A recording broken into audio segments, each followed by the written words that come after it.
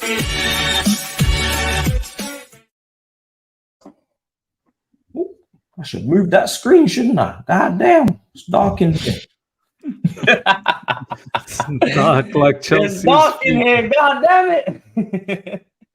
Ride them Cowboys, you hard boys, we back. Listen, Weekly Chelsea is back. London Cowboys is back. I hope everybody's good. Welcome back to the YouTube channel. Hope you guys are well. Baba, I saw your reaction. I'm just gonna get straight into it. This is a therapy session. This is a moment for us all to take stock. A moment for us all to. Younes will be here. Do not worry. Do not fear. He will be here in a moment. He's just running a little bit late. It's a moment for us to all kind of reset. Baba, how are we feeling? Because you are pissed. Are you chill now?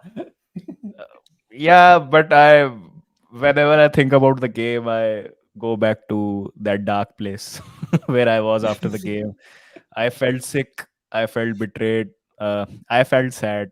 I cried after the game. And see, it was last season all over again. And we had spoken about the last season so much that, okay, this is a one-off season. We won't see such things in the new season. And the way we started the preseason, what we were shown in the preseason, nothing of that we are getting today in the main season. So I don't know what to say about that game, man. And I see if someone beats Chelsea fair and square, you tactically outplay us, and we've given it our all. I accept that defeat, but what I don't like is getting betrayed, getting cheated on, and I feel that we are getting betrayed. What we saw in the preseason, there's nothing of that right now, and it's sad, bro. It's really sad. Miz, bro. I mean, at least it stopped. At least it's taken a break, a little pause. You know, we get to have a little moment to collect ourselves before we go again, because that was a rough start, man. 4 points from 12. Rough is an understatement, bro. It's such a miserable start. Exactly something that we did not expect. We thought it was going to take off, and we are going to have an amazing season. But do you know what? I'm a little bit different to Baba's feelings. Like, I've been so shattered last season. Like, you don't understand, Matisse. I've been absolutely shattered. I've never seen a season like that, like last season. So this season, I'm angry. I'm absolutely pissed off. But it's almost as if, because I've seen all of this last season, it's like water off the duck's back. Like, you know, meh, okay. We'll move on to Bournemouth. Let's see what happens. It's crazy. It's crazy. You was wishing me well on Monday because you knew. I thought you were gonna get slaughtered, bro. Lucky you didn't actually. Well, I think I'm lucky that Toby wasn't there, because he would have. I don't know. He would have finessed you, bro. He still managed to make it into Skull's intro, which is just insane. Man is on holiday and still managed to make it into the intro. And it's that, hey, Matisse. And I was just like, fuck, you know, I thought I was going. The intro was mad, but it was crazy. And yeah, it was a long day. I'm not gonna lie, it was a long Monday. But I am looking forward to the players returning. Like, when you see like Badiashile back in training, when you see Lavia training and hopefully getting closer, Palmer's obviously had his off the bench appearance. Now he's going to be ready to start.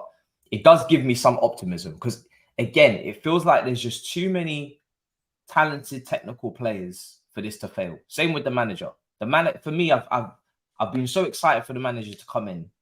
Still am happy, extremely happy that he's here. I think he's got so much right in what he said. I just need it to come to fruition on the pitch like it did in pre-season. But there have been some big talking points that I want to start with. The Mudriks, the Thiago Silvas. The only thing I'll say before you get into the show is that I also feel optimistic that there's just too much talent. Like, a lot of people have been telling me, nah, this squad's not good enough. I've been defending the squad like massively. I've been saying, now this squad's good. Like, it's an embarrassment if we think after spending 1 billion that the squad's not good enough. Like, it's really absolutely shameful of us. I've got full faith in the talent that we have. And this is what I've been saying, Matisse, is that I think all of this, Poch brought it on all on himself. Like, he's created the mess himself. There's no one else to blame here. He's put out some ridiculous setups and with personnels that don't match those setups. He's the one who should take the full blame here, and he needs to turn it around. So the squad's good enough, Matisse. The squad is good enough. No, 100% is, bro. Especially not to be losing at home to Nottingham Forest. Like, I get we might take an L at the Emirates or we might take an L at the Etihad, but the team as a whole, we have a lot of talent. There's a lot of talent that needs unearthing. There's a lot of talent that needs, I think, specific instruction on how to play, like a Mudryk and a Madueke. I think they're very raw and they got some couple of attributes, and then there's a lot of things that they need to improve.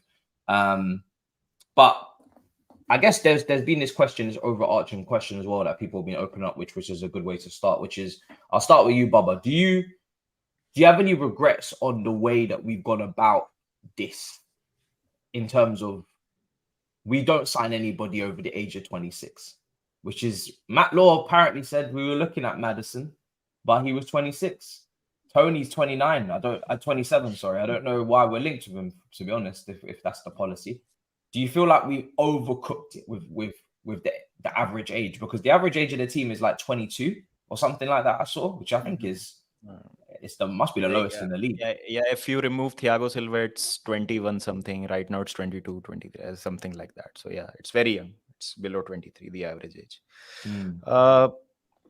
See, it's quite early to say this. Why I don't buy this argument that we have a very young squad is because we are, if you talk in context of Arsenal going toe-to-toe with City last season for the title, and in the last few games, they fell off. There you can give that argument, okay. You need to have experience, you need to hold your nerve, and those senior players really held the dressing room, the youngsters out in those situations when the crunch games are on, and you really need to hold your nerve. So that is where the argument of experienced players comes into play. 4 games into the season, you're not playing football only. There is nothing exciting about your game. There is nothing which you have carried from preseason into this season. You're going with a back 3 against Nottingham Forest at home, 2 shots on target, and there is no intensity, there is no creativity, the football is dead. So that does not comes down to experience. I think that comes down to the coaching and the plan that you have laid down. Experience we'll talk about when we are deeper into the season. In some of the moments, in some of the cup games, if we take some rash decisions, if we overcook something, if youngsters are not up to it, then maybe we can say, if there's a tense penalty shootout situation, then we can say, oh, maybe experience would have helped us here. But these 4 games, experience has nothing to do with it. You had experience last season. You had Kovacic, you had Kante, you had Azpilicueta. Sterling is an experienced player. Thiago Silva you had last season also. So experience didn't give you anything last season also. So some things are down to coaching, some things are down to the system and to the players themselves. I don't think so. Right now, this argument is valid of us not getting experienced players. Hence, we are not playing that good of a football. Football should be the style of play, the tactical setup should be visible from day one, irrespective of what kind of what age profile players you have in your team. So right now, I don't buy this argument of us not having experienced players. Yeah, I agree. I think perfectly said. And I guess to follow on from that, Miz, you said that there's a couple things, or maybe many things that are set up that Poch is messing up here, or is pissing you off, pissed me off as well a little bit. I mean, what are those things? What do you want? Because I did a video yesterday. What do you want changed and stopped, I guess, immediately after the break? Like, just no more, because there must be a handful of things. Well, first of all, like, make a choice. Like, have the balls. You're Argentinian. You're South American, brother. You're meant to be that dog. You're meant to have that dog in you. I mean, don't be timid. Don't be coward. Playing these three sorry, different- miss, sorry to interrupt you, but from I want to win the Premier League, not one season later, right now, to this is a process, give us time. This is really pissing me off right now. It's incredible. It's incredible how he's changing the tunes that way. Shouldn't have started that way if that's the case. But going back to the point is, don't play. Okay, you're playing with a back four. Yeah, whatever. Like, fine, I get it. But you're playing with three defenders, like three CBs. Okay, you're playing one of the CBs as a left back. We'll come to that down the track. But first of all, why do you need to play with three CBs? Make a choice. If you want to 100% have Levi Colwill in the team, okay, no problems. Make a choice between Silva and Desasi. Make a choice. Don't be timid. Do not be coward, because the opposition senses coward. Like, what's the word? Cowardly. Cowardice. I don't know. Cowardice. Cowardice. The opposition smells fear. The opposition You're shitting smells yourself. fear. You're scared. You're scared. That's why you got three defenders. You're scared. Make a decision. If you're going to keep Levi Colwill, no problems. Then keep between Silva or Disasi. That's number one. That you got to change. Against Bournemouth, I don't want to see three defenders playing against Bournemouth, right? That's one thing. Number two, Levi Colwill is far suited in the middle, in the centre back position, as opposed to the left back position, where yes, he's very good on the ball and he can still play those line breaking passes and diagonal passes, but when he's a little bit more central, he doesn't necessarily get pressed straight away. He doesn't get cornered. In the left back position, you can easily corner. You can set a trap to corner him. And the other factor is he's up against some really, really good wingers, and you don't want to expose Levi Colwill 1v1 with wingers too often. You want him to be more centrally. That's the other thing. And lastly, and I'm pretty sure there's more other stuff that you guys can all come about, but these are the basic ones that I've picked up. Chilwell doesn't need to be left wing. It is an absolute insult to the wingers that we have. I mean, Madueke and Mudryk should be looking at each other and saying, I am disgusted at myself because Chilwell is starting ahead of genuine wingers. They should be disgusted about themselves. Now, they've been injured, they've been ill, they've not had a preseason, no problems.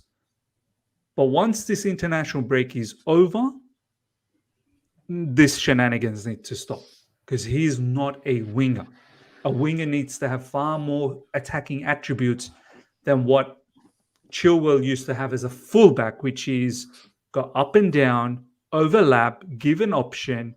But as a winger, you need to be able to have 1v1 ability.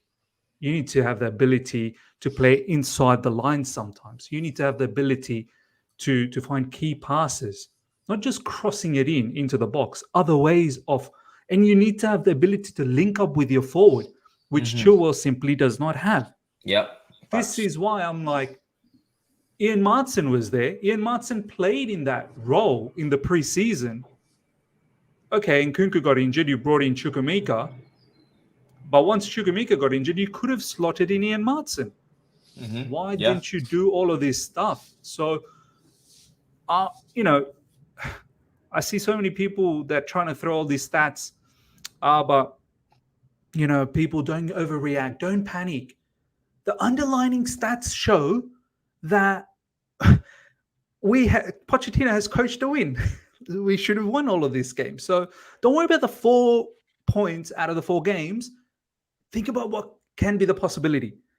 And I feel like saying to those idiots out there, just see last season. This is exactly how it all started. Talked about all of this nonsense, and he got us to 12th. And guess what? We are 12th right now. So big up, Younes. Welcome. That was a big speech from Miz, and you missed Bobbers. It was. These brothers are playing early doors. They're laying down the foundations, seriously laying down the foundations, and now it's time to build upwards. Because all those points that you just mentioned, I kind of want to take them now, and I want to pull them apart, and I want to address them because it all starts with the keeper, right? And I actually did want to start with the centre back, that you spoke about, Mr. Centre back pairing, because there's been a lot of discussion about Silva over the international break, a lot of discussion on whether we should be starting him, who should be at centre back, and this partnership is a problem right now. It's with Wesley Fofana injured, it has changed a lot, I think, going forward with this team. I'm going to get to that in a minute. The reason why I want to start with the goalkeeper is because I saw a statistic, very basic statistic, not going into any crazy detail, but just to lay it down, and then I'll go further. Sanchez is the worst save percentage at 54.5% in the Premier League this season, right? Worst save percentage. Now, from watching Sanchez, I think he's been brilliant on claiming crosses. Obviously, the standards are low because Kepa wasn't doing any of that. So I think that's been an improvement. Distribution, he's had a couple of little moments, but on the whole, mainly, I'm calm with that. But every time a shot does go on our goal, it doesn't feel like he can save anything that is not expected to be saved. You know, when you have a top keeper at a top club, there's saves there's saves that drop your jaw. There's a Mendy performance against Brentford away that make you win 1-0. Even Kepa, I think at Aston Villa, made a couple mad saves. It feels like whenever the ball is going towards goal, it's going in. It's a hologram, bro. It's a hologram. I could go through each goal and say, oh, maybe he shouldn't have saved that one. Maybe I didn't, but that's just like this. Forget the stats, just eye test. It just feels like if he's expected to save it, he'll save it. If he's not, it will go in the goal. That's just how I'm taking it at this current moment. A lot of people want to see Petrovic. I don't know if you guys, for me, it's more likely to see him against Brighton, probably in the cup, but I don't know if you guys are ready. Is anybody here ready to make that goalkeeper switch against Bournemouth? Just bang, or is everybody pretty calm? I ain't seen Petrovic once in my life, so I can't call for it personally. Yeah, exactly. All right, cool, perfect. So let's move to the defense. the game against Wimbledon would have been perfect for him to play. Yeah, exactly. The game against Wimbledon would be perfect. He was on the bench. So the centre backs. Now, I don't know what people feel is our best centre back pairing. But there is usually a dynamic. I said on a video yesterday where there's an aggressor and there's a calm head. There's a Terry to a Carvalho, there's a Rio to a Vidic, there's a Rudiger to a Christensen, a Gabriel to a Saliba, a Diaz to a Stones. We can go on and on and on. There's an aggressive defender that handles his duels, goes up for headers, wins the tackles, and then there's a calmer, more composed, potentially even a ball playing one who is just steady Eddie, and he kind of, he's there to clean up any mess that the aggressive one makes. Does anybody worry that we don't have that partnership? Because I don't know where that partnership is. I feel like it has to have maybe Decisive in the team as the aggressor, maybe. And then a Colwell seems pretty calm. A Badiashile seems pretty calm. And a Silva is maybe in between. But has been nutmegged now, has been caught out for the West Ham goal. It doesn't feel like a season where Silva is going to... He's not going to get any better. He might be starting to decline. What centre-back pairing do you want to see after the break, Younes? Because it's a tough one to find chemistry as well. These guys, apart from Silva, all these guys are new, or Badiashile has come back from injury. No, it's I completely agree that the chemistry is definitely going to be something that we have to try and figure out. I reckon that we can't really judge in terms of the performances that we've had so far to try and find the best pairing because of the system that we've played. If we have a flat back four and we have two central defenders that are actually two central defenders, and we don't have a Levi Colwell, for example, having to drift off to become a de facto left back, right? And he's actually just a centre back, then at that point, we can start analysing Levi Colwell as a fully fledged centre back. I think personally, I'd like to see a flat back four, and I'd like to start off with Thiago Silva and Colwell. That's what I'd start off with. And then see how it goes. It's good that we have the rotation. It's good that we have the options because we can just immediately sub Colwell with Badiashile. And we can sub Disasi with, Thiago Silva with Disasi. We got another left centre-back and we got another right centre-back. We use those options and then we'd be able to figure it out. But I'd want to see them play as two central defenders. No one having to drift off and compensate for a flipping left back or a right back here or anything like that. 2 standard central defenders, and then we go from there. I think it's wise that we start off with Colwill and we start off with Thiago Silva, one who's young, one who's experienced, one who, as you've said, can be calm, and Thiago Silva can be not rash. That's wrong. He's experienced, but more so the aggressor. But with his experience, his experience is definitely going to shine through. Sometimes he can be maybe a bit too wise in order to just throw himself into a situation and take, a crazy risk. But he can read situations, I'd like to think, because of his experience. So I would go with Colwill and Thiago Silva to start with. And then it's up to Badiashile, who I think can get into the team for sure. And it's up to Disasi to try and take the spot, because I think for Disasi it's a bit different. He knows Thiago Silva doesn't have long left. So it's a case of, just bring your game up to a level. When the time does come, just make sure you're good enough, and then you'll walk into that team, because Thiago Silva will have to step aside. So that's what I would start off with at the moment. But we need to see those 2 central defenders as central defenders. I don't want to go in on Levi Colwill, for example, and some of the mistakes that we've seen from him, because he gets drifted off and becomes a left back. And that with all the comparisons that you've mentioned in terms of the names that we've had, we can't really compare to that, because no one had to. Can you imagine John Terry going to compensate to be a left back? Like it never happened. It never happened. So I'd like to use that first. I think it's a case of changing that system first, and then being able to look at the central defenders as actual centre backs. That's what I would do. What scared me about Poch is he did say that he sees Colwill as a centre back, but also a good fullback as well. I don't know. How? I don't know.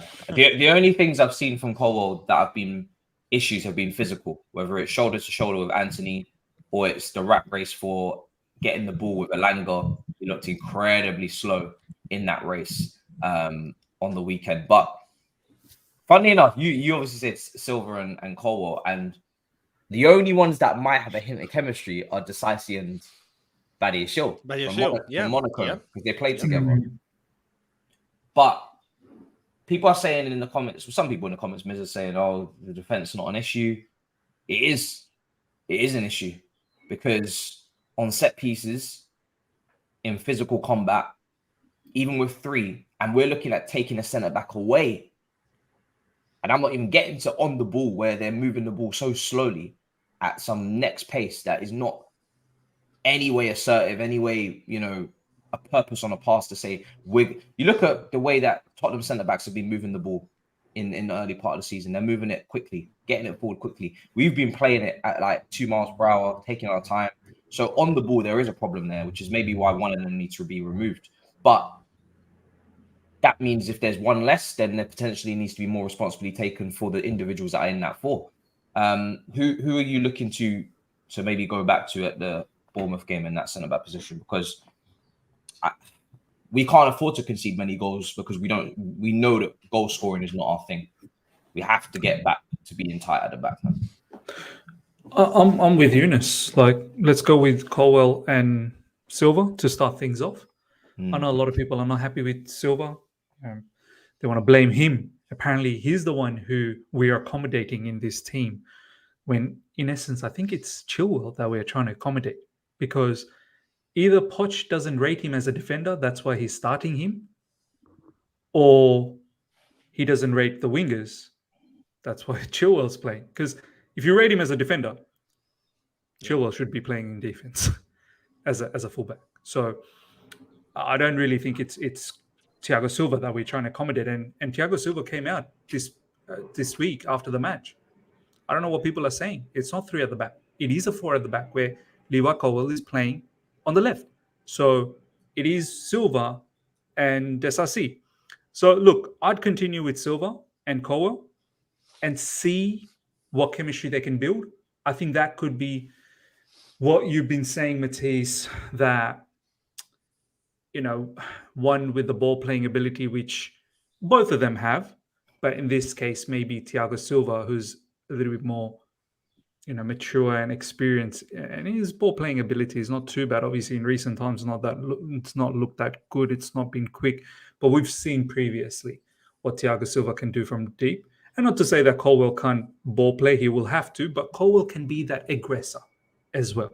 He can be that aggressive. You're young, go out there, impose yourself, put your frame out there. Do you know what I mean? and maybe that might be something could potentially be good for Colwell as well. In terms of taking a defender out and being scared that, oh, what's going to happen now? Opposition's going to score, but we're conceding anyway. We're conceding anyway with an extra defender. So I don't think it's about having more defenders. It's about having the right structure. There are teams out there playing for the back and defending like animals because they have a structure. When it's set pieces, they know who's marking who. You look at some of the goals that we've conceded so far this season, especially the West Ham one. Gallagher had no idea who was behind him when James Ward-Prowse whipped in that cross. Yeah, it's basics. Another defender's not going to help that situation if Gallagher's not going to be aware. Yeah. Right? You look at the goal that we conceded against Nottingham Forest. You may call it maybe a lapse in concentration, Caicedo, but some have actually been counter-arguing that Caicedo was probably looking for a one-touch pass. But he's not playing in Brighton anymore. Brother, you got to be careful when you do one-touch passes at Chelsea. You may not have someone receiving that pass. This is not Brighton. So these are some of the chemistry that needs to build. Caicedo will probably have to play a lot more with Gallagher if Gallagher does continue playing. That, brother, look out for my one-touch pass. You got to be ready in the position. When I'm getting the ball, boom, I'm letting it go. You better be in position. And that might have been a bit of lapse in concentration, which then led to Thiago Silva getting nutmeg. So having another defender in that situation, I don't think helps. So basically what I'm trying to get to is that Pochettino needs to set a right system, a strategy when it comes to set piece defending, when it comes to transitional defending. There needs to be instructions. Right now, everything I saw in pre-season, and this is why I feel so disappointed and I feel so betrayed to a certain degree. Everything we were seeing in pre-season, whether it's in defense, whether it's in offense, off the ball, on the ball, I'm just not seeing it now. So hopefully he gets it right soon. Yeah, I feel like with that defense, I'm not necessarily confident in any of the partnerships until I see something built, because they're all new. I know there's no chemistry. I think Fofana allowed us to play a higher line, be a lot more compact. And my worry with a lot of these partnerships is there's a lack of pace. I know Elanga's quick, but him and Cole were in the same line and he blitzed him. Absolutely blitzed him. It's embarrassing. Blitzed him, and it was like, shit. Like, I hope you're fast. I hope you're quick, because if you're not, and we know Silva's not, and we know Decisi's not, that means we need to drop the line a bit. And that, for me, is their part of the problem, because when you drop the line, you're not as compact off the ball. On the ball, it leads to this kind of mindset, oh, we can take our time, because we're not being pressed at home, because teams know at home, sit back, and Chelsea can't unlock us. So there's no point in pressing. Pressing Chelsea is the worst thing you can do when Chelsea are playing at home. We don't need anybody to press us. So you just sit back in your defensive shape and let Chelsea have the ball across their back line. They don't want to squeeze up anyway and get anywhere near close to the halfway line, because they don't want to get caught out on the break. So they're going to play in this mid-block at home, not be impressed with 3 defenders. Exactly. Can you imagine? Exactly. It's an easy strategy, bro. It's a very simple and easy strategy. And the only time the midfielders are going to pick up the ball is if they maybe drop, which they don't need to do, because there's 3 centre-backs. When I see 3 centre-backs, I'm expecting line-breaking passes. I'm expecting kind of chance creation almost over the top. David Luiz-esque. Thiago Silva balls over the top to strike. If you're going to be playing with 3 centre-backs, them 3 centre-backs need to be passing the ball like their midfielders. Otherwise, you are taking up an extra spot in the team for no reason. I'm seeing Caicedo receive the ball, and he's not. It's not like you said. It's not like it is at Brighton, where it's not Brighton, bro. At Brighton they had a 4. They had the 2 centre backs and 2 midfielders, and they would toy with the opposition. They would play in between the lines and wait for something to open up. Whenever we pass the ball, it's almost like we've got too much time to think because there's nothing going on. And then next thing you know, we're just getting complacent, dilly-dally, give the ball away under very little pressure. I'm seeing Caicedo give the ball away, and it's like he's not really under that much pressure. And Brighton, it's a pressure cooker in there when he has the ball. He does. It's literally like small margins. If you even have a little bit of a loose touch, you're finished because everybody's on top of everybody. Here, it's just pure complacency. But I think that stems from the ball being moved around slowly at the back. It makes everybody switch off. I think there's players in the team, and I've given Gallagher and Sterling credit for this. I think it was against West Ham, where they were maybe the only players that were keeping the tempo going. And you need those tempo setters, whether it's off the ball or on the ball, where they move quickly. Gallagher, when he gets the ball, he always moves quickly. He never relaxes. He's always quick. Sterling the same. He always wants to inject a bit of pace. It wakes everybody else up, gets the ball popping a bit quicker. These guys that drain, some of these guys, they're taking the life out of the game with the way that they move on the ball. They're draining the team. So then when somebody does receive it, they're half sleeping, and then they're getting caught out. Baba, what about you? Your defensive pairing? Do you have anybody in mind? There's going to be 4 people available, I guess, for those spots. Chalobah, I'm not even counting Chalobah. That guy was meant to be sold. I think Decisi's this season, he's under a bit of pressure because his price tag is high, and Chalobah was free. And at this current moment, ain't nobody really seeing a big difference. If not, maybe it needs to be a massive upgrade. But we'll see as the season goes. What's your partnership, Baba? Right now, it's Colwell and Silva only. Would be interesting to see how Badiashile comes back into the team. But yes, just like Younes said, it does not matter who we play. Just go back to a flat back four and see how we take it from there. Because the left-hand side is dead. It's absolutely dead when Chilwell plays there. Yeah. He cannot take on his man. His touch is not that of a winger or naturally of a forward, which you can see. He cannot link up with the striker. So it does not matter what kind of defense you play unless your attack is one-dimensional. All we do is go on to the right, hope for something to happen from Sterling or Gusto. Ultimately, we cross the ball in and nothing happens. So that's the first thing that we need to change, in my opinion. Yeah. I think as well, when it comes down to this defense as well, I'm very much looking at who is, because we clearly don't play in a symmetrical way. There's always one fullback that gets further forward than the other. Gusto in preseason was inverting a lot. Obviously, going forward, we saw he's not the same level as Reece James. That goes without saying. His crosses were a little bit wayward there at the weekend, pretty poor at times, not taking on players as well. And then Chilwell, I don't know about that left back situation. It feels like again we've got too many players. Cucurella is still here. Will he make an appearance at some point, come back into the fold? I don't know if that's wise, considering he had personal terms agreed with United. Matson's there as well. What do you make of this fullback situation, brothers? I mean, what do we do? Because I feel like there's half the fan base that really rate Chilwell, and obviously we haven't seen him at left back. We've seen him at left wing, so you have to judge that accordingly. And there's another part of the fan base that's like, listen, Chilwell he's not good in general play. Gives the ball away a lot. He's good at making off the ball runs. He's good at getting in the box for shots and underlapping, overlapping. His crossing is not really that great either. I think Lewis Hall showed better crossing ability than all of our left backs. Actually, I know he did. And then what's left? It's not like as if he's unbelievable defensively either. He's not actually cold defensively. So is he, first of all, as vice captain, even undisputed in his own position? I don't think so personally, but I don't know what you guys make of it. I don't know what you make of it, Younes.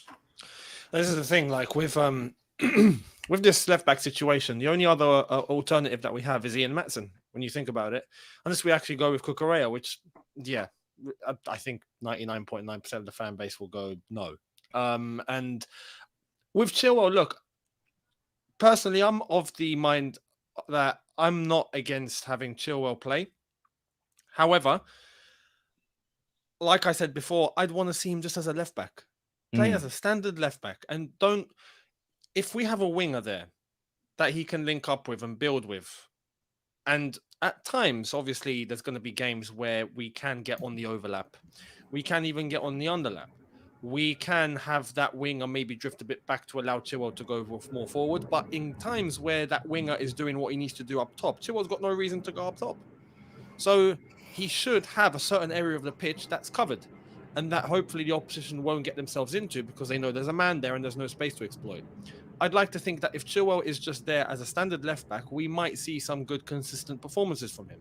But having to bomb forward and become an actual left winger, not even a left wing back, because a left wing back shouldn't, end up on the byline every single time. It's a case of a left wing back like we saw under Thomas Tuchel, where Chilwell was actually quite effective, fair play. But having to become an actual left winger, and there's not much end product. Or when he does end up in the box and he's missing sitters, or he's not laying off where he needs to lay off, what's the point? What's the point? Go back to left back and just play as a left back. So I'm not against having Chilwell on the pitch, especially as a vice captain. I think that's basically written. But I'd want to see him as a left back. Just play as a left back, standard as that, and then we move from there. Same applies to the right back position. It shouldn't be a case of one does something but the other doesn't. Whether it's Reece James or Gusto, play as a right back. You have license to bomb forward. You bomb forward, but your job is to be a defender, not to be an attacker. And this is where I think Chilwell right now is being used more as an attacker when he's not an attacker. When we could use an actual winger in that position and stick Chilwell back where he needs to be. That's what I think we need to do. And we should be able to play that way. There are some people that reckon, oh no, this is smart to play in a hybrid way. I don't think we got the facilities for that right now. We're not City. City have the facilities for that. City do have they have the chemistry, they have the relationships, they have the ability. They've got longevity in that team in order for them to play something a little bit more complex. Realistically, we've got lads that are just starting off together. We can't be too complex and try and already play in a hybrid in a way that's basically maybe a bit too complicated for them to get going, even though I think with time they should be able to do that. But right now I feel like go back to simple basics. Do the basics. And I think we should be able to do that. And we should be in a situation where even if we play in a back four and we have Chilwell at left back, for example, we should still be able to get decent performances in games where we don't concede. Fingers crossed. That should be able to happen at our level. That we should be able to do that. So that's what I think Chilwell needs to do. It would be nice. Go on. I was going to say, I think there's a deeper issue here, and I could be wrong here. I want to see what you guys are saying. I generally think Pochettino doesn't rate Ben Chilwell's ability in defense, especially in the build-up. I think there's a reason why we're seeing Levi Colwill being played in that position, because he's far more technical on the ball and he has the ability to receive the ball, turn, ping a pass, whether it's diagonal, whether it's long, whether it's short. We've seen Chilwell, when he's been given those long passes at times, his touches let him down massively. Ben Chilwell is not known for his technical ability. Ben Chilwell is known for his movement and his ability to run up and down. And obviously crashing into the box and scoring when he can, right? We've seen Ben Chilwell do that. He's got a good left foot on him. Obviously at times not worked out this season.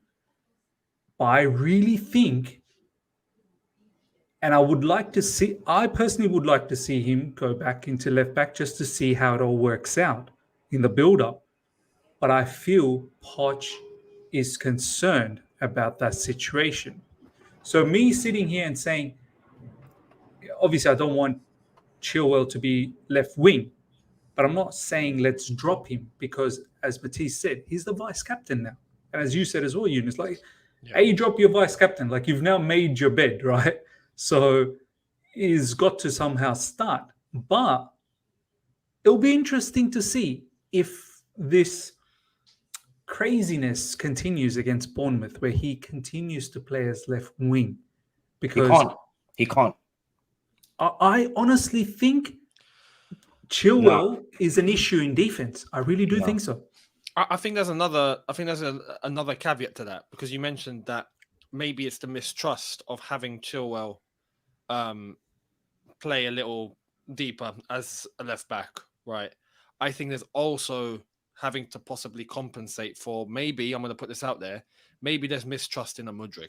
Oh, for sure. Without Maybe, a doubt. I was about to without a say doubt. that. Without a I- doubt. Without a doubt. if we can't play Mudryk at left wing, who's playing at left wing? We could. Younes, Yeah. this is why I said earlier when you just popped in, right? I said it's an insult to the wingers. But if you're Mudryk, the Younes, thing. if you're Yeah, Mudryk and yeah. Madueke, and you're looking at Ben Chilwell starting ahead, It's mad. bro. Yeah, but this is why it's a complicated situation. But we have to go with something. Something needs to happen. Like, we Matt, need to Chilwell move forward can't with be- something. Chilwell can't be playing out there again. I agree. Personally, He's I agree. non-existent on that side. Non-existent. The ball rarely goes out there. You look at. I was saying in a video yesterday. You look at pre-season, right? We were all kind of excited about the left. It was the right-hand side that was catching all the smoke because Sterling was playing poorly, and I mean, putting in stinkers. And the left-hand side was in Cuckoo drifting over there. We were doubling up over there. Carney drifting over there. Mudryk's link up with Jackson. Them saying after the game they're friends. Oh, friends. Yeah. Now it's the polar opposite. That left-hand side is non-existent. There's nothing over there. I can't legislate for a player being on the left wing at Chelsea against low blocks, and their only job is to make runs off the ball and to shoot if they get the opportunity. Because you can't even say cross because there's not enough numbers in the box. When we cross the ball, there's only Jackson there. If we're gonna play even after the break, and some of the comments were saying this yesterday on my channel, we have a bit of a thing in midfield. If we're gonna play with Enzo, Caicedo, and Lavia, we have to understand there isn't really a goal threat there. I wanted to give Enzo, maybe he might be able to, but I'm looking at Szoboszlai, I'm looking at Maddison, and I know Enzo's not putting up their numbers, so I give up. Right? You're just a pass master. You're a creative demon with your passing. I love that. I love that for you, but you ain't gonna get us 10 goals from midfield. Let's just cut the crap. He had a couple of opportunities already this season, and he's kind of scuffed at them. So we're not doing that. I ain't got time for that. So let's get real. Now, if you're gonna play with that midfield three, the front three have to score. But if the front three are gonna score, the way I see it is Cole Palmer isn't really gonna get you enough goals from left wing. He's gonna be more thinking about crossing and creating in that aspect. If you get him on the right wing, maybe he cuts inside like he has been doing in the Community Shield, in the Super Cup. He does like to take his shots. And then to answer your question, Younes, that means Sterling has to go to the left wing where he's also capable of scoring goals.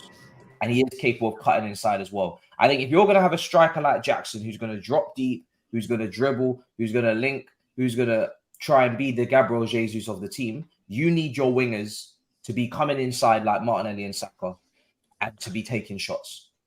So that's how I see it. If you're going to have that midfield, they're going to control, they're going to keep the ball, they're going to look good. I expect that midfield to run games and to get the ball forward quickly. If that midfield doesn't work, then I'm finished with football. I can't lie. That midfield looks so good on paper. I can't think of why that midfield doesn't work, apart from the fact it doesn't offer goals. You look at Jude Bellingham at Real Madrid. We don't really have anyone in midfield who's going to offer that goal threat. So it's got to be Palmer and Sterling on opposite flanks cutting in. Mudryk, Madueke, they're kind of deputy options in those respects. Again, they can cut in. But at the moment, I see those two players as more counter-attacking away from home against high lines where they can run into space. Because I don't think they're shown the capacity to kind of go up against low blocks and do things in tight spaces and in close quarters. I don't think they've got enough precision. When they cross, I don't think there's enough precision. When they cut back, I don't think there's enough precision. When they shoot, there's not enough precision. Maybe it's rustiness. They don't start. I don't know if you guys feel the same, where we don't give them a run of starts. We just ask for cameos, so that's why they're not up to speed. Yeah. That could be it. I don't know. That too. This is where if we go back to we're going to end up going back to the Chilwell at left wing situation. We would like, and I think we would need, especially without a 10 right now, wingers that are going to be able to cut in. If you have Chilwell cutting in, which he doesn't do, But when he does, he'll find himself like way too far forward, way too out of position in order to get back to his defensive duties that he needs to be there for. And if you have a winger that's going to be able to cut in and use that space, there's no duty to be able to get back to being a defender like Chilwell has. And if you're going to be doing that, right, you'd be dead. If you, as a Chilwell, you move forward into a left wing role, and then you're having to cut in, because as far as I'm concerned right now with how we're playing, that's part of the job profile. We can't have a left winger that's just chilling on the left-hand side and then trying to spam crosses into the box, especially without a 10. We ain't got a 10 right now because they're both injured. And we can bring Cole Palmer into the fold, but that's when Cole Palmer comes into the fold. But even then, I would like to see a winger that's going to be able to cut in and add himself as an additional option, an additional number in the middle space, instead of just having to be on the left-hand side spamming crosses in or just trying to do something there. If we had a left back and we had a winger that's going to be focused on being a winger and not having to, ultra focus on having to go back to defend all the time, I think we'd get somewhere. Now, who is it going to be? Yeah. Is it going to be Mudryk, or is it going to be Sterling, or whoever? But I think an actual winger is going to help us rather than having to force Chilwell at left wing or him having to go forward at left wing, because you're realistically, you're asking him to do too much. Yeah. And he can't execute what we're trying to ask of him. And I feel we're already let ourselves down. You're already having to, handicap yourself as far as I'm concerned. So that, I think, is a big issue. It's a big issue. The other option, I guess, is Palmer in the 10. I think his cameo on the weekend was pretty good.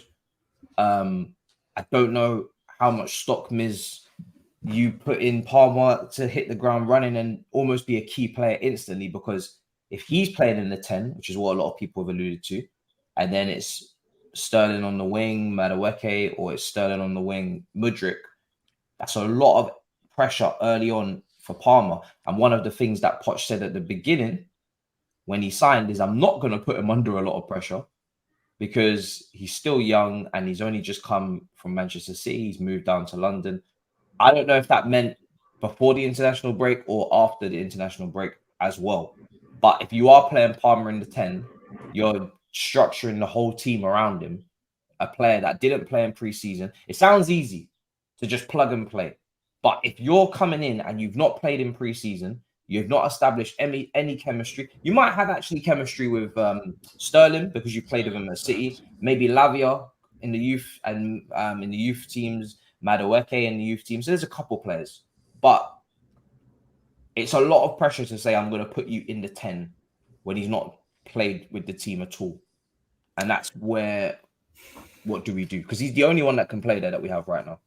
Because like Gallagher, listen, we know what we can get and what we can't get. I'm not allowed to talk about Gallagher. In regards to Cole Palmer, that was my initial thought. Now, just to go back on your point that he's young, we can't put too much pressure. We can't say all of that and then at the same time also have the expectations that we have as a football club this season. So it's one or the other. True. We can't be asking to perform well, win, getting to Champions League spots. After the business that we did, we said that we should be going for third now, because after Manchester City and Arsenal, maybe it's even games for everyone else. We can't be saying that and then also say, oh, but he's another young player. Yeah, just take our time, man. Take it easy. Because this is exactly what we're seeing with Pochettino lately, right? He started off saying, I want to win today, win tomorrow, win yesterday, win tomorrow, win day after yesterday, day before yesterday, this, that, the other, to process and patience. So give me one thing. Don't give me everything, right? Just give me one thing and stay true to that. Now, going back to Cole Palmer, I think that's where he has to play for us, unfortunately. Because I can't, even though he's probably been most effective for City on the right or on the left, he's not really played in the middle because he hasn't had to play in the middle, because you've got one Kevin De Bruyne over there that plays through the middle. So you've never had the opportunity to really showcase your talent. And then since De Bruyne has been injured, we've got now Foden playing there. So Cole Palmer, this is your chance, boy. This is your chance. Show us what you got through the middle. Show us your technical talent that you've picked up from Pep Guardiola and all these years of training at City and that winning mentality that you've been growing over there. Show us your, opportunity now at Chelsea Football Club because we need it. I would still continue on with Sterling on the right until I see otherwise. Yeah. Until I actually see that, nah, you know what, he's very ineffective. I feel Sterling on the right is far more unpredictable as opposed to being on the left because he's only going to cut in, right? And his left foot crossing is not the greatest. Sterling on the right, whether he starts from the edge or he starts in the half spaces, he can look up, size up a situation, take the defenders on, or he'll go around them to the byline and cross it back in. So as that unpredictability, I want him to continue doing that. But also it complements the fact that Gusto isn't necessarily overlapping bombing forward. I think if Palmer does play over there, Gusto has to bomb up, then Gusto has to bomb forward. But like I said, then on the left wing, where are we getting our goals from? Because Mudryk over there is not polished. Palmer on that side would not be going for goals. We're saying play him in the 10. Some people are saying Maatsen in the 10, but again, we'll get to him in a minute. Look, Maatsen in the 10 or Maatsen out wide. Maatsen out wide, Chilwell just behind him. But my personal setup would be Sterling on the right, continue him. Enzo, where I've always said, and a lot of people have been saying a bit forward. I've always said Enzo better deeper. Let him be close to Caicedo so he's part of the build-up and he can spray passes from deep and find players quicker as opposed to everything being lethargic at the back. You need quick. One touch. Caicedo and Enzo can bring that quickness back. And their one-touch passing will ensure the ball goes to our wingers and our attacking players quicker, allowing them to penetrate the opposition defenders quicker so that they're not all organized. So Caicedo so Caicedo is the deepest. Enzo just a bit ahead of him. Palmer just a bit ahead of Enzo. So Palmer operates just in and around Jackson. And at times, maybe Jackson and Palmer could also interchange. They can link up and interchange, right? Yeah. And on the left, I would seriously, I think we as a club, honestly, I feel embarrassed. I swear to you guys, I don't know how you guys feel. £1 billion spent. All of these plethora of youngsters brought in. We have a due diligence to turn some of these youngsters into superstars because or else we're going to destroy their career. We're going to destroy their career. We're about to destroy all of these young footballers' careers. So I would go with Mudryk. I know he's not been good. He's been totally rubbish. We've got to give this guy a chance, man. We have to give him at least 6-7 games in a row. We have to. Yeah. When are we going to do this? Come January, when he's not played enough, every Chelsea fan will be out there saying sell him. Do you think ownership has a say in this? Because they were looking to sell Maatsen on the last day, so they would have been like, don't play him too much because we want to sell him. We don't want to make his... That's crazy. If that's true, that's crazy. You see with these... Why he's not playing? Because he played every match I agree. in the season. Matt, so, this is really quickly, yeah.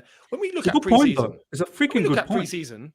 Preseason is a time to be able to get match fitness and sharpness and all of that in, right? I understand the physical needs of preseason, but preseason is also an opportunity to notice players and give chances to players that want to break into the first team, that want to come in and be part of the squad for the season. That's a time to be able to analyze. Realistically, when players do well during that time, game after game after game after game after game, right? And they're consistent, you consider, okay, bloody hell, he's good, he's impressed. If he's impressed, he could be used for the season. Maatsen, without question, was one of, if not the most impressive player we had in preseason. 100. I don't understand how you go from that to not playing. Contract. Not just that. That's the thing. Not just that. Let me add a few more things before you go on again, Younes, right? Yeah. This is why I had a live stream with Baba the other day, and I wasn't clocking it that way. I think Baba's got some point here. These academy players, I think our owners and our board are looking at cha-ching. Yeah, just pure profit. Cha-ching. That doesn't mean we have to sell every single academy player we've had. You know, like we were contemplating getting rid of Chalobah, pure profit. Bro, Gallagher, they pure survived profit, on and the all of last that. day. And they all survived, right? But Maatsen, that doesn't mean, okay, we've got all of these academy players, get rid of the lot just because they're going to generate pure profit. If you have a player that's good enough, right, you keep him. As much as we go to say to the people that want to force the Cobham ones through, right, that you got to be realistic. Financially, they're going to generate pure profit. At the same time, you also have to be fair and go, if he's good enough, like we've been saying about the academy lot, if he's good enough, he'll play. If he's not good enough, see you later. If he's good enough, he'll play. And he needs to stay. And with Maatsen, he's done everything possible during those games in pre-season to show us, and before that, at least on loan when he was at Burnley, that there's a good player here, but he's not been playing during the season when we do realistically, I think, have a position right there where he can just fit in whilst we're trying to force Chilwell in at left wing. For me, it's happening. This is where I want to produce a counter argument, just for the sake of argument. I'm just playing devil's advocate here, right? Yeah. And this is what Baba put a seed on my head the other day. Younes, why do you think, and this is where I have to start questioning some of the things about the owners. Why do you think our owners, in the recent times we've seen, are more inclined to sell academy players and bringing in players from outside? Two reasons. One, you've said pure profit. You know what the second reason is? An academy player in the balance sheet is worth zero because there's no value. There's no realization of that. It only realizes when you sell it. Whereas when you bring a player from outside, they have a value in the balance sheet. Now, where I'm getting to this is the owner's mindset is bulk up the balance sheet of Chelsea Football Club as much as you can. It's not really about winning trophies. We get into the Champions League, that's bare minimum. But we bulk this balance sheet up to the maximum amount we can, generating profit from Cobham with academy players. We know how mad Saudi Arabia is. We know how mad the Qataris are. We bought this football club for, how much did the owners buy it for? 4-point-something billion? 4.25 billion or something like that. What's it to say that a Saudi or a Qatari owner won't buy a very lucrative London-based footballing club for £8 billion in 4 or 5 years' time? If you bulk up the balance sheet, I don't think they can sell it within the first 10 though. Yeah, is there a clause? Is there a clause? I think there is. Yeah, but also on top of that, if that was the plan, you don't overspend on Caicedo. You don't spend on Enzo that type of money. These players are not bringing you profit. These players are massive, massive bits of investment. And if they're long contracts, though, Matisse. I always say the way to make the most money is to win. You get more prize money. You get your status of your club goes up. Therefore, the sponsorship goes up. There's a reason why Real Madrid, these teams have the biggest sponsorship shirt deals because they What's win. Arsenal won recently? Arsenal don't win much. I'm pretty certain they earn more than us. Well, we don't own shit. We ain't got nothing on our shirts at the moment. Well, not now, but that's because of the stadium as well. And obviously, improving the stadium, we need to expand. So the bottom line is, I don't think you have to win to make money. I think football. This is the issue. Realistically, that's true. You don't have to win to make money. Do you know what I mean? Anymore. Ask Man United. They make a lot of money. What they want. Yeah. So, well, I think if you don't win in the long haul at this club, fans will start to. That's the issue. Winning brings attention. I think winning brings eyes. Not winning at Chelsea also brings attention. Bad attention. Yeah, bad attention. I don't think they can I don't think they can get away with that because I think at some point the fan base wants. If they did clock onto that, they would respond. They would do something about it. Yeah. They won't clock on now. No, it's too early. I think it's too early to make that call because if these players turn into stars, we obviously have to keep them, right? And then we expect to win stuff. If they turn into stars and we sell them, that's a massive red flag. If they don't turn into stars, and we don't develop them, that's also a big red flag, because that means from a recruitment standpoint or from an integration standpoint, and this is what I've always been saying, the recruitment is one thing, getting the integration right is another thing. That is what Brighton have got both things correct, integration and recruitment. At this current moment, maybe we've got the recruitment right. I think for quite a few of these players, the recruitment's been good. Andre Santos looked great. We didn't use him. He's gone to Nottingham Forest to play next to 5, 6, 7 other Nottingham Forest midfielders. Let's see how that goes. If he doesn't play this season, that's a massive L on our part, because he looked very much ready in pre-season to make a contribution.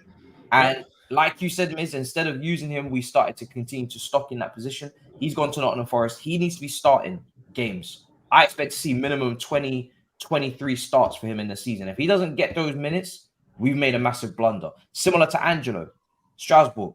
If he doesn't get his minutes, if he only comes off the bench for the last 5-10 minutes over the course of the season, that is another L. That's another player that looked like they had something. I don't think the recruitment for the price point for those players was wrong. I think it's great recruitment. From what I saw in little glimpses already, it looked brilliant.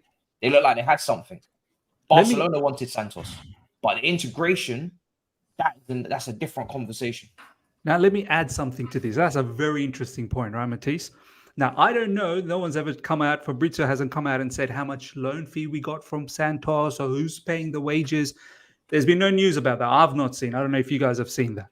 But let me give you news about something that we have seen so far, which further adds to my theory of, I'm not shying away from the fact that it is a business. Football is a business. Diego Moreira, lads, how much did we get him for? Free, but we got a loan fee from him. We already made a profit on him, so that's we're already generating money from Diego Moreira. 2.5 million euros. There has been change in the loan rules, right? There is only a certain number of players that you can loan out now. So I think that's the new way of managing the books now. Earlier we used to our limit. We hit our Earlier limit. We used to use loan players to manage our books, right? I think there's something to do with under 21s and your homegrown players. They don't count. There's an international slot. But going back to the point that Matisse was saying, it'll be a big L if Angelo doesn't develop. It'll be a big L if Santos doesn't develop. I don't really think Chelsea owners or the board are looking at it like us, that it's an L. They're looking at that. We've secured a player, a young prodigy. We've secured a player, a young prodigy from South America, Brazil. I'm not really interested. This is from their perspective. I'm not really interested how much they develop. Because I bought them for cheap and young, I can always sell them at a decent enough price. And as you know, they've got a long-term contract. So every season that goes by, in my book, their values are going down. So if I say, for example, Angelo Gabriel, right? We bought him for, 15 million pounds, let's just say, on a 9-year contract or 8-year contract. Every year, that book value is reducing. If I'm able to sell Angelo Gabriel for 20 million pounds in 2 years' time or 3 years' time, Matisse, I'm still making a profit. Do you know what I mean? So you're not maximizing that. So you're not maximizing, but I'm making a profit. I didn't make a loss. Yeah, but for me, the counterbalance to this is that you should be trying to maximize the development of these players, because you shouldn't just be looking to make a small profit. You should be either looking to get them into this team, for if one of these other guys that you have in our team currently don't work out, so you have a replacement lined up. Say Madueke doesn't get more polished, doesn't improve, then you have to look at selling him, right? But then you have an Angelo who you've developed, who you've managed to put on a Chelsea level, who can come into the team and replace. That's how it needs to be seen for me, because you can't make a little bit of profit on one and not legislate for the flops, because some of them will flop.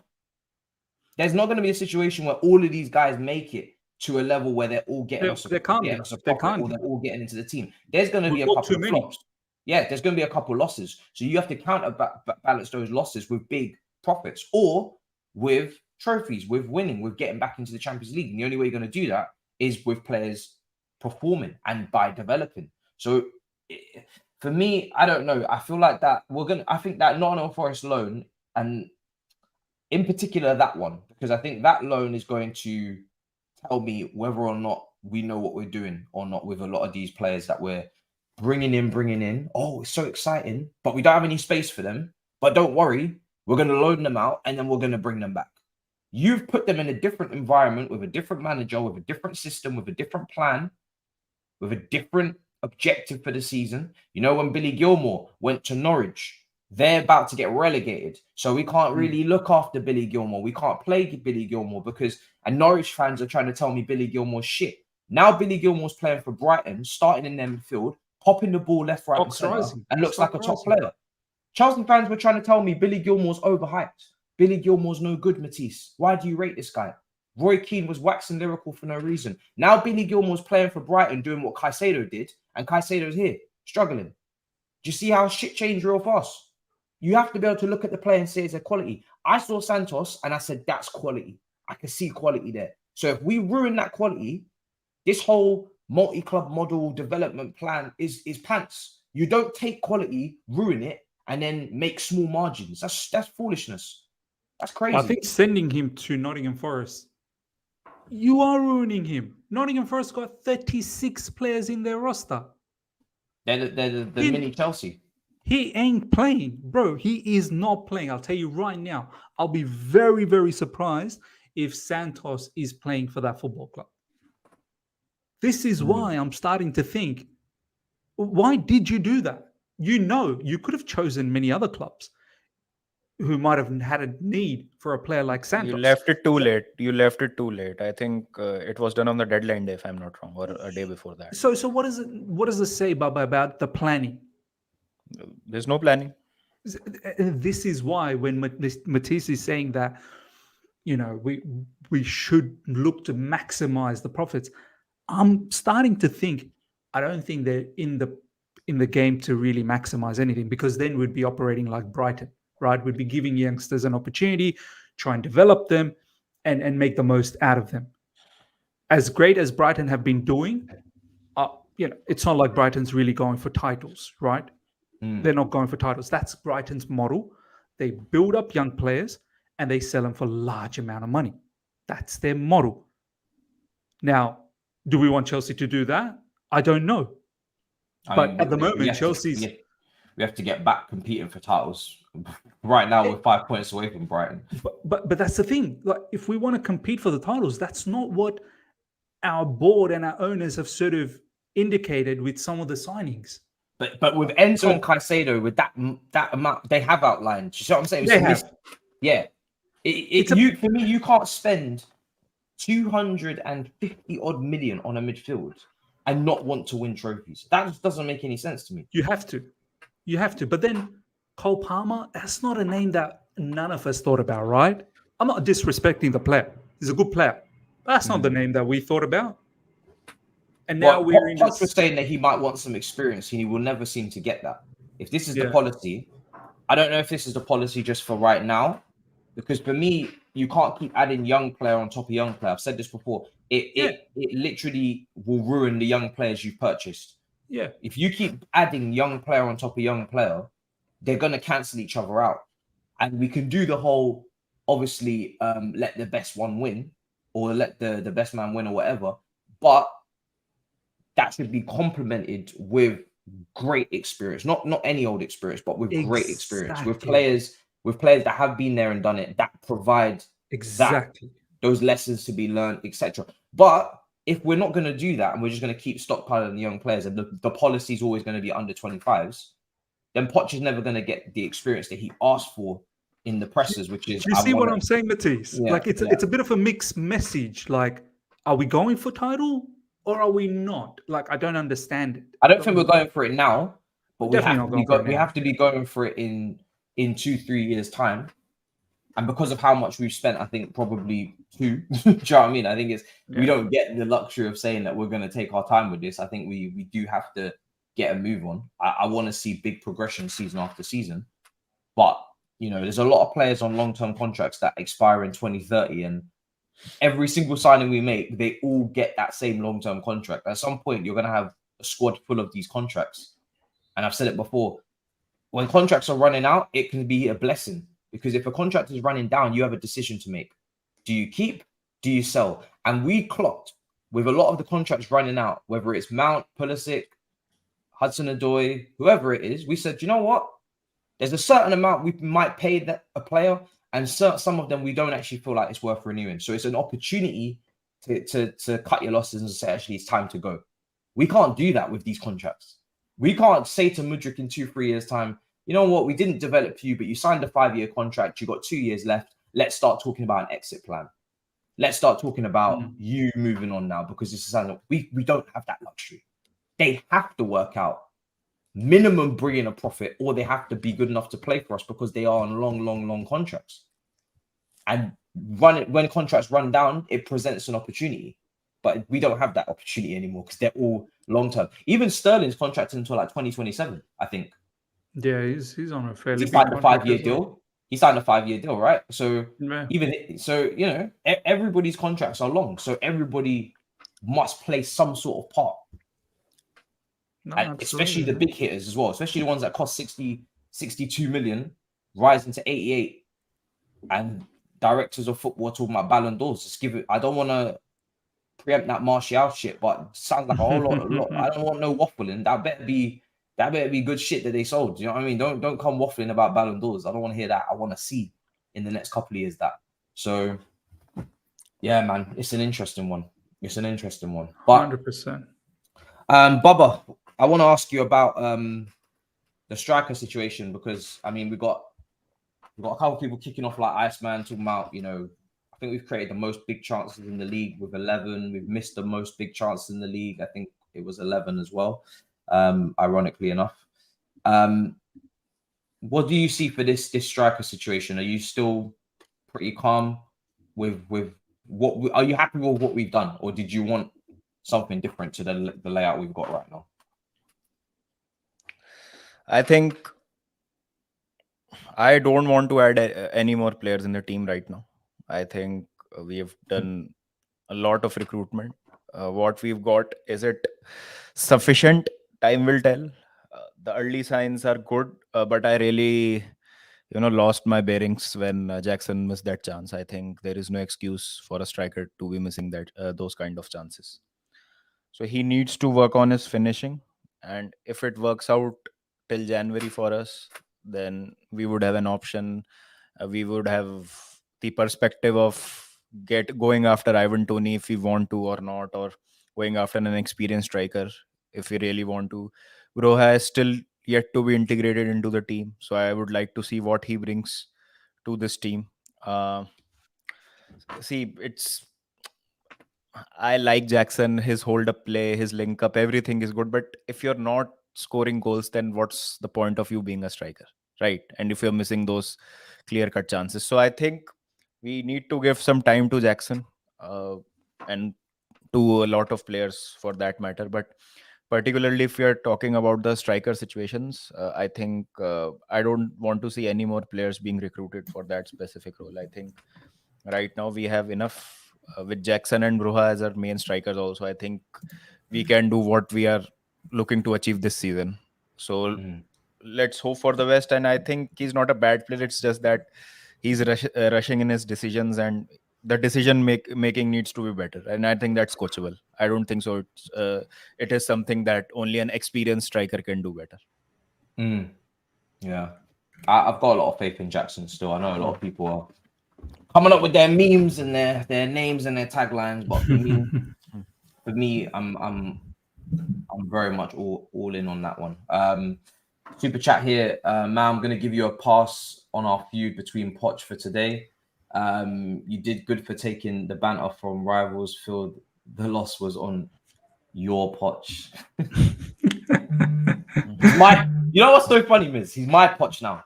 When the I said it on this channel, I said it in this community. Are you with me or are you not? And you don't get to flip flop, right? In the chat, you don't get to be with me when the press conferences are happening, when he's walking in pre-season with his aura and his sunglasses, when he's saying all the right things, when he's talking the way you want him to talk. You don't get to be with me in those moments. And then when the matches start, oh, it's your Poch. Make your decision. Make your decision, because we will be there. and I will remember. Are you with me? Or are you not? Are you in the Pochettino army or are you not? Because I'm in it. I ain't even lost a percentage of. I ain't even lost a percentage of doubt. I ain't even lost a percentage of support. I'm with my guy. Are you with me or are you not? Are you with Maurizio's men or not? If you're not with us, make it clear. Because if you are not with us, do not flip-flop and do not come back. Do you know what I'm saying? When the going goes well, I don't want to see you talking. Oh, blah, blah, blah, blah, blah. Yeah. All right. So just remember you're saying this. Your Poch. Okay. I thought it was our Poch. I thought it was our Your Poch. Okay. Your... All right, cool. Yeah. Look, for me, yeah, I don't really care about your Poch, my Poch, this Poch, that Poch. For me, brother, get back on track. Get back on track pronto. I'll tell you how this story ends. I've seen this story many times at Chelsea Football Club. God damn it. I'm an actor in this story now. I know how this script goes. Do you know what I mean? I've read this script. I know it by heart. I don't even need to see the script anymore. I can tell you how it all goes. You better get this boat going the right direction, Mr. Pochettino. Pronto. Because at Chelsea Football Club, 4 points out of 4 matches, you got Bournemouth next. You best believe you drop points there. The heat will only start to simmer to the top. And then you think pressure's on now. Oh, you ain't seen pressure, brother. You ain't seen pressure. You just got booed off Stamford Bridge. That's big already. So start fixing your act. Get a 3 points against Bournemouth. After that, I think it's Aston Villa. Just the way Liverpool slapped up Aston Villa, you're going to have to slap up Aston Villa. I'm sorry. You're going to have to, because we find ourselves in a massive predicament now.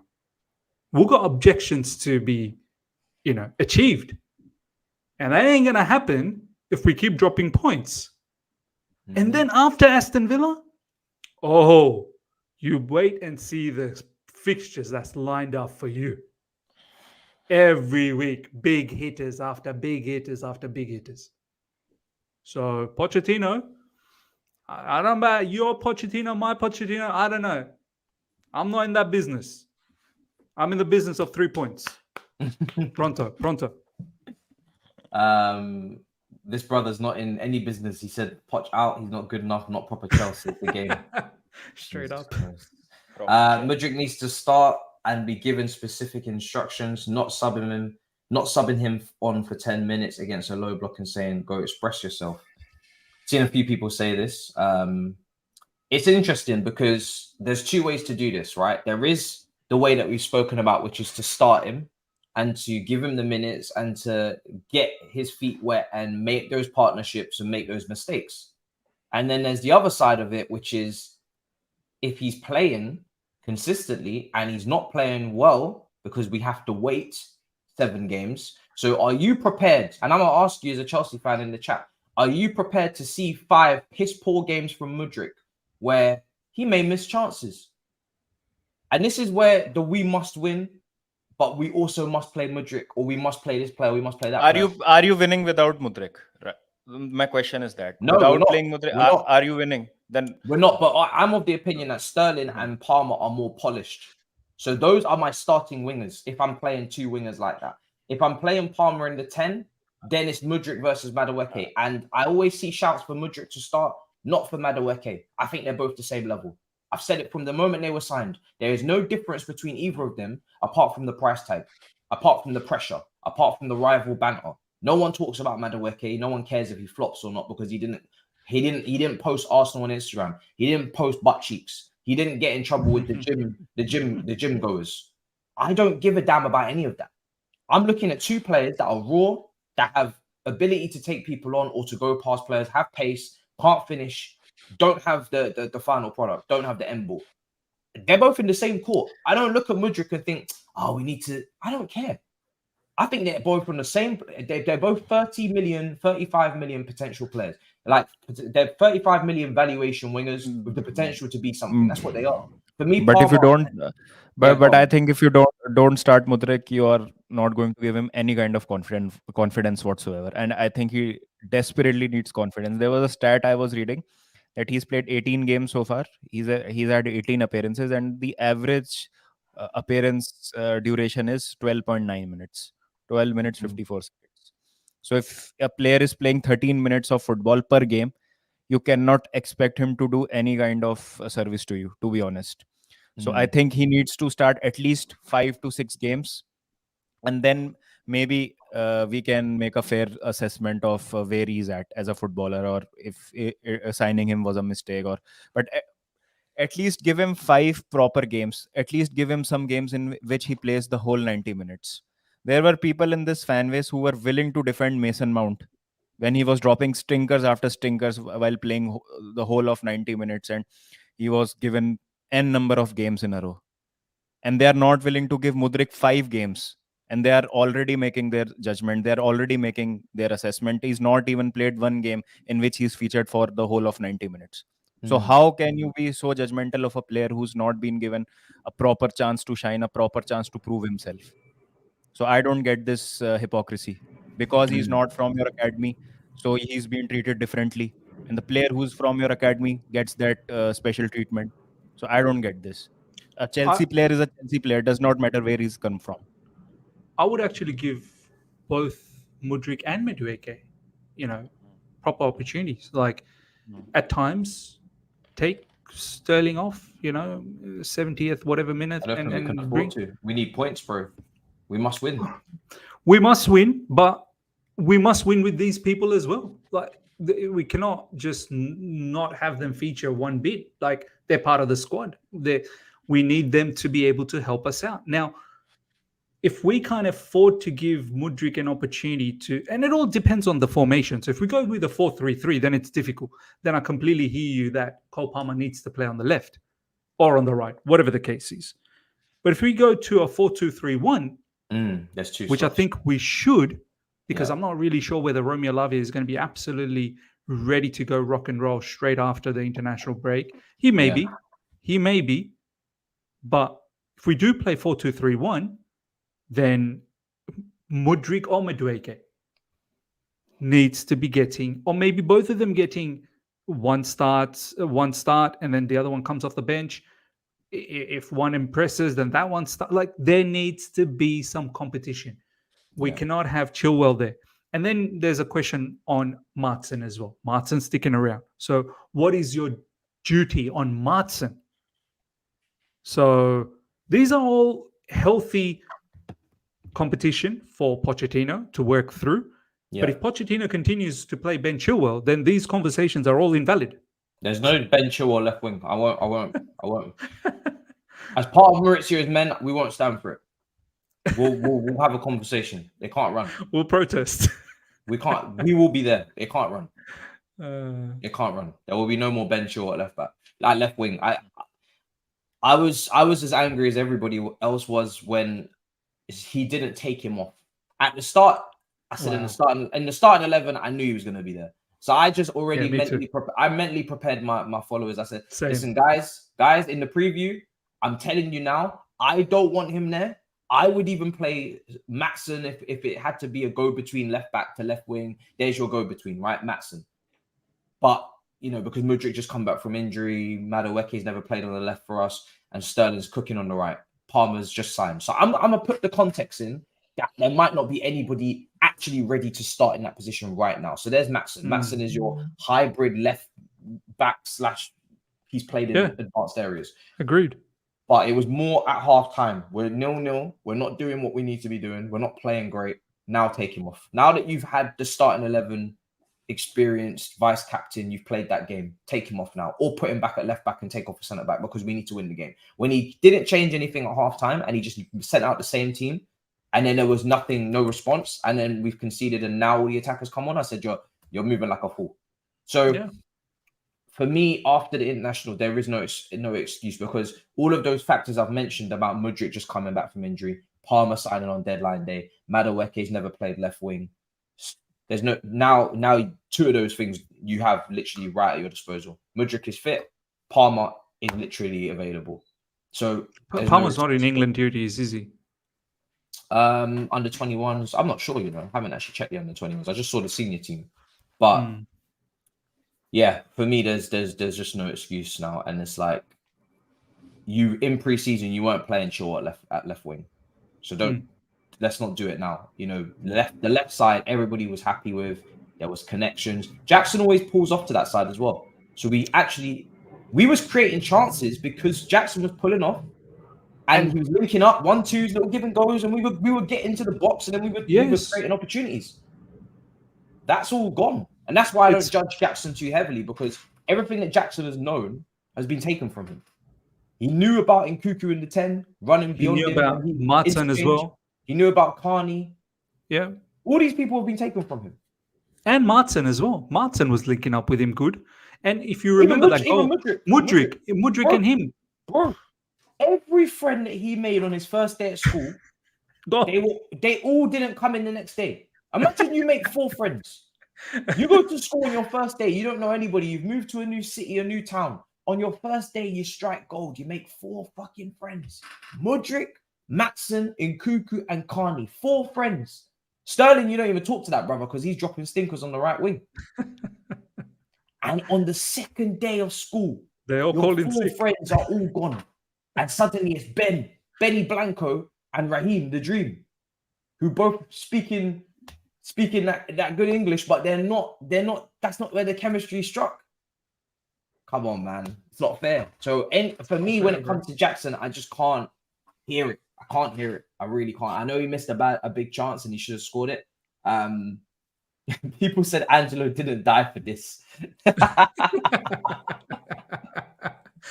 Oh, that's brilliant. It's true. Angelo did not die for this. We did not lose Angelo, our golden protege, our Neymar regen in preseason for this shit. He could have stayed, bro. He could have stayed and played in the 10. Do you know how much it annoys me? He could have stayed, and if you were going to lose with Angelo in the 10, then at least you're losing with a little bit of excitement, potentially. With a bit of... And he's a busy player, Matisse. Like he's someone who gets the ball and he wants to do things with it immediately. Whether it's link up, 1-2, pass over the top, pass through the middle. This is the thing, man. There's nothing that separates an Angelo from an Enciso, who was signed at Brighton, scored a banger against us at Stamford Bridge. Oh, where did he come from? Same place, South America, talent. Yeah. But that talent has been integrated. That's the difference. Now, I'm not expecting us to integrate to the level of Brighton because, like you said, we're meant to be having different objectives. Yeah. But right now, the table don't say that. Last season, all this right now. So, bro, we'd be lucky to be Brighton at this point, at this current moment in time. The way Brighton are moving, Matisse, they are changing the model that they're, utilizing to run their football club is actually elevating them to positions that they shouldn't be in, in the top end of the table. And on top of that, they are now starting to attract players like Ansu Fati. Are you mad? Are you actually mad? Your model is so good that it's attracting young, talented players who come from La Masia. Like, what? We're going to have soon Gavi playing there as well? Or what Brighton's doing is ridiculous. It's ridiculous. I'll go through the super chats. We're going to come to a close soon. Younes had to tend to, I think someone's fixing something in his yard. Repair. Yeah, a little repair going on. So if he's back in time, then that's fantastic. If not, we'll see him soon next week. Mudryk needs to start and be. So I read that one out. Much appreciated, brother. Do you think the 1 billion is spent badly? Is there a question of doubt? It's too early for me to say it's been spent badly. There's question marks with some of the players like Mudryk. I always said from the beginning, I don't know this, brother. We will see. The likes of Enzo, Caicedo, Lavia, I'm very, very happy with, those signings because I think they're top players. They're going to be top players. But with some of them, I don't know. So, it's dependent on the player. Decisive. We will see if that was worth buying him when you had Chalobah right there on less money, didn't cost anything. Because if Decisive is not a significant upgrade on Chalobah, it's an uncomfortable conversation for the board. if the left back situation doesn't sort itself out, it's an uncomfortable situation for the board. So that those ones are difficult. We'll see. I went through hell last season. I'm prepared. You think you are? I think I am too, but we're not prepared. We're not prepared. No, We don't it's gonna trust hurt. me. We It's can't gonna be. hurt. We cannot do anything close to what we did last season. It's just not. It will. I think it will send some people off the wagon. They'll go to other sports. Baba will be covering cricket full time. He'll have that. He'll have the headgear on, and he'll say sayonara. Bye Baba. It's so embarrassing. We only have 12 Premier League wins since these owners took over. Their strategy is to flip kids for profit. That's Nobody mad, has- That's wild. mad. That's mad. That's actually mad. We used to go on 12-game winning streaks when Conte was here, winning the league. Do you know what, Matisse? This upcoming fixtures after the international break until the next international break is going to paint a massive picture for us. It really will. I'll go through the fixtures. Yeah, Because, do you mind bringing it up? What is the fixtures? Let me get it going. Because after the international break for October, There should be 4 Premier League games and I think 1 Carabao Cup. Should be 5 matches until the next set of international matches, I think. So Bournemouth away, Aston Villa at home, then it's Brighton at home in the cup, Fulham away, and Burnley away. For me, wins. In those 4 games, I actually want to see 4 wins. Yeah. The least I'm looking at is 3 wins and a draw, and that's me being on my best behavior. But I think the win Brighton against game, Brighton as well, bro. A win against Brighton no, as well. In the I'm Carabao talking about Cup. the league games, the 3 wins and 1 draw in the league game. The league, because Aston Villa are at home. But for me, I want 4 wins in them, bro. We need to be beating Aston Villa at home. Otherwise, so it could be one of Matisse, them. we have to pick up a win against like away from Yeah, home. you have to beat one. Yeah, you have to beat one of them teams. Yeah. You gotta Do beat you know what? Bro, we're at home in that game, bro. Think about Aston Villa away. Think about Brighton away. Think about Newcastle away. West Ham away. We already lost. Those 4 teams have made the top 10 disgustingly competitive. We had the top 6, right? It's Chelsea, Man United, Man City, Arsenal, Tottenham, Liverpool. That's the top 6. Now they've added 4 more teams. Newcastle, Aston Villa, Brighton, and West Ham. These 4 teams, they're all in Europe. Tough. They're all adding the Kuduses, the Diabis, the Atsu Fatis, the Tonalis. These 4 teams are making lives hell right now. That's the top 10, locked off, sealed and delivered. Bottom half, Nottingham Forest, Palace, Brentford, Fulham. Those are your next 4. Sticky, but you got to take care of them. But even they are decent teams. And then you have your relegation fodder. And I don't even want to even have conversations with them. This league is so competitive. More than you can believe. More than you can believe. It's never been this competitive. Aston Villa at home. It's a tough game. And you know what's so funny? I know they just got spanked by Liverpool, but they had a lot of injuries. No Jacob Ramsey. He didn't start Leon Bailey. Maybe he was too polite. No Buendia. No Coutinho. No Mings. You best believe all of these players coming back against us. Bro, against us, some of these players will be back. When you go through Villa's starting 11, you can go Martinez, you can go Pau Torres, you can go Konza.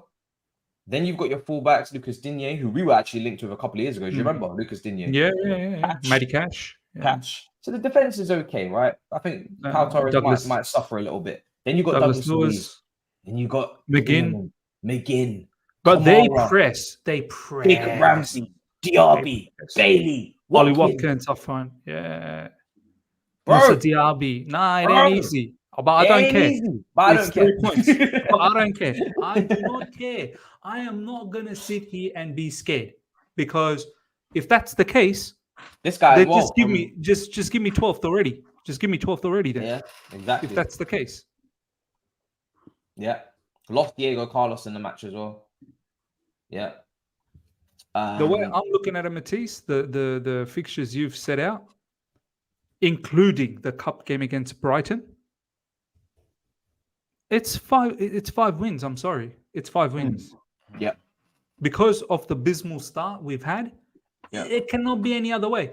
Maurizio Pochettino better be the Premier League manager of the month. I'm waiting. We will be there. We will be there. I'm already there. Coach. Yeah. We're owed 3 points from the Nottingham Forest game, and we're owed a point minimum from West Ham away. Yes. 4 points behind. Yes. How will cricket help Baba? India is shite too. Shit. Not as what Chelsea is doing right now. Not the I same. still believe they can make it to the semis in the World Cup. I reckon you guys are going to win the World Cup. I tell you, home, man. Nah. England is winning the World Unbelievable. Cup. England are an unbelievable team in white ball cricket. They are phenomenal. We need to win trophies in 2 years, else when Madrid Spartas come calling for Enzo, Caicedo, and Cuckoo, Colwell, Gusto, and Co are going to leave. They want to win. Younes' opinion on Big Ange. He's not here. I remembered you were making fun of him being linked to us. He got Spurs cooking with that chicken up front and lost Kane. Well, chicken ain't up front. Chicken is on the bench. That's the thing. If this was happening with Ange as our coach, you would have said we had Pochettino available. Why didn't you go after Pochettino? So it's all retrospective at this moment. It's all hindsight.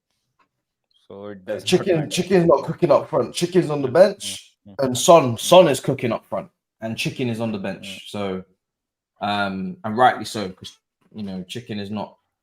R9 is not producing the goods. But Miz, let the people know where to find you, bro. It's been a pleasure. Great show. Yeah, Bruno, it's been an absolute pleasure. The other side of the coin, we are 500 away from 29. Very, very aggressively trying to push towards 30,000. I think that will be a fantastic milestone one day when I do reach there. And obviously the international breaks, it gets a bit slow, but still, hopefully, we will try and produce 2 pieces of content a day. Might do some watch-alongs for the international matches. We'll see if there's any juicy ones. And of course, Matisse will be on my channel on Friday, so do look out for that. There'll be some interesting conversations that we shall have. Maybe some uncomfortable conversations as well, which will perhaps entertain all you guys. So yeah, it's a bit of that. 100%. There you are, guys. Make sure you subscribe. Link in the description. Baba, let the people know where to find you, bro. Pleasure. Yeah, man. Much needed therapy session after what we had seen on the weekend. At the same place, Drogbaba. Follow me on Instagram as well. Quite close to 100K over there. And follow me on Twitter. That's where it's not going down these days because we are not winning games, so nothing is going down over there. But I'm just retweeting shit. I can't lie. Yeah. I've gone absolutely silent. I've got absolutely silent on Twitter since last. I don't find that app so interesting anymore, man. I'm trying to build that Instagram. Instagram's a lot more fun, I feel. I don't know. At the moment on Twitter, I'm just retweeting. But Instagram people have recently only discovered XG. There were a couple of comments on one of my videos saying, "What is XG? What is XG?" So really? Instagram is good. Okay, Instagram like a whole new world. On Twitter, if you don't know that, you get cooked. And on TikTok, I don't know what that platform's on. I don't know what. All right, well, listen, we're gonna come to a close. Younes' link is in the description. Check him out as well. The repairs are repairing, but listen. The team is repairing, so it's fitting as well. We've got a nice international break. Usually, I don't like seeing international break this early in the season because we're only just getting into the football again. But now this one, I'm okay. This one, I'm okay to take a little gap. And then we come back and the pressure's on. Because like you said, Miz, those 5 games, 5 wins. That's the aim. And for me, I'm gonna keep putting up that kind of pressure. I'm not gonna drop that. I think it's a good, I thought we could get 7 from 7. A lot of people have been laughing at me for that, but I'm happy to say that I'm still here. I want 5 from the next 5. So that's where I'm at. You know what I'm saying? Until they obviously may do otherwise, but that's their business. I'm gonna keep my 5 out of 5 policy going, my 7 out of 7. So absolutely, guys, make sure you smash up the likes, subscribe, and we'll see you guys next time. Big up your damn selves in a bit, people. Peace. Take care, everyone.